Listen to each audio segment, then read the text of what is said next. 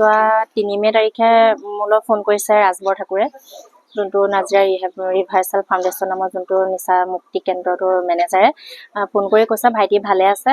ভাইটি মই কৈছোঁ খোৱা বোৱা কষ্ট নিদিব, তেনেকৈ কওঁ নাই বাইদেউ আপুনি এইবোৰ কিয় ভাবে, বহুত ভালে আছে তেনেকৈ বুলি কয়।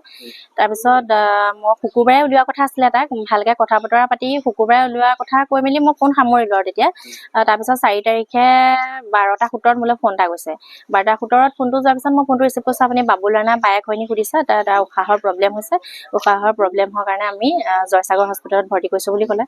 তাৰপিছত মই 12:17 তেতিয়া ফোন কৰাৰ পিছত আকৌ পিছত এবাৰ তেওঁ ফোন কৰিছে। মই ভাইটিৰ লগত কথা পাতিব বিচাৰিছোঁ, তেতিয়া কথা পাতিব বিচাৰোঁতে ভাইটিয়ে কৈছে বোলে মোৰ অৱস্থা বেয়া, তই মোক চাই যাহি বুলি কৈছে।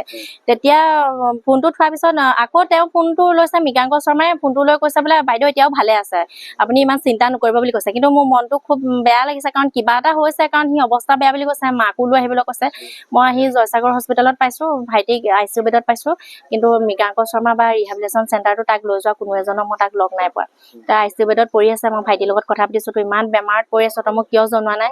কৈছে মই 14 দিন ধৰি বেমাৰত পৰি আছোঁ, মোৰ বেমাৰৰ কথা ক'লে মাৰপিট কৰে, এক্টিং কৰে, খোৱাৰ নামত আলু এপিচ আৰু ভাত অকণমান দিয়ে, লাল চাহ অকণমান দিয়ে, তেনেকৈ মোৰ জীৱন গৈ আছে। আৰু মই কৈছোঁ তোক চিকিৎসা কিবা কৰাইছেনে, কিবা দৰৱ পাতি খুৱাইছিলে নে? এনেকৈ কৈছোঁ বোলে স্বাস্থ্যৰ নামত বোলে মোৰ চিকিৎসা নামত মোক মাত্ৰ টেবলেট এটা দিয়ে খালী পেটতে, মই সেইটোকে খাই মেলি মই এনেকৈ আছোঁ। তেতিয়া খুব কান্দিছে যে মোক তোকেই মাৰে নে বেলেগ ল'ৰাকো তাত মাৰে? তেনেকৈ সুধিছোঁ, বোলে বেলেগ ল'ৰাকো মাৰে। তেনেকৈ কৈছে তই পাৰিলে সিহঁতৰ জীৱনবোৰ বচাবি, তেনেকৈ বুলি কৈ মেলি মোক ৰাখি মই ICU যোনজন ইনচাৰ্জ আছে, ইনচাৰ্জৰ লগত কথা পাতিছোঁ। তেওঁৰ ওচৰত গৈ পাইছোঁ যে তাক ৰেফাৰ কৰিছে ডিব্ৰুগড় মেডিকেললৈ ৰেফাৰ কৰিছে। ডিব্ৰুগড় মেডিকেলত মই নিনিলোঁ, মই যোৰহাট মেডিকেলত মই বাইদেউক কৈছোঁ যে মোৰ চিনাকি আছে যোৰহাট মেডিকেলত, মই ইয়াতে যোনখিনি প্ৰাইমেৰী ট্ৰিটমেণ্ট হ'ব সেইখিনি কৰি মই তাক বাহিৰলৈকে লৈ যামগৈ। তাৰ স্বাস্থ্যটো ইমান ভাল দেখা নাই, গোটেই বডিটো ফুলি আছে, চকুটো হালধীয়া হৈছে, গোটেই গাবোৰ টাইট, তাৰ হালধীয়া পৰি আছে।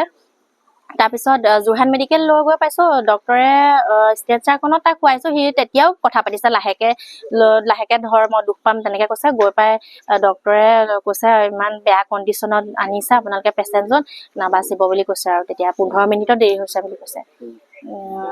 মই এইটোৱে জনাব বিচাৰিছোঁ যে ইয়াৰ দ্বাৰা তাৰ লগত যিখিনি ঘটনা হৈছে মোৰ ভাইটি বাবুলানাৰ লগত, বেলেগৰ লগত যাতে নহয়। তেনেকুৱা বহুত নিচা মুক্তি কেন্দ্ৰ আছে, আমি প্ৰত্যেকটো নিচা মুক্তি কেন্দ্ৰত দুখ দিবলৈও যোৱা নাই। গতিকে তেওঁলোকে যিখিনি তাৰ লগত নেগলিজেঞ্চ কৰিছে, স্বাস্থ্যৰ হেমাহি কৰিছে, 10:22 4 তাৰিখে 10:22তো গৈছে। 4 তাৰিখে মোক কোনো জনোৱা নাই, 10:22 12:17হে ফোন কৰিছে। কিয় ফোন কৰিলে 10:22 কিয় নজনালে? মৰিব বুলি গম পাইতো জনোৱা নাই তেওঁলোকে। 12:17 আকৌ তাত জয়সাগৰ মেডিকেলত মই যাম বুলি কোৱাৰ পিছত আকৌ তেওঁ এটা ফোন কৰিছে আহিব নালাগে বুলি। তেওঁলোকৰ এইটো কাৰণ কি?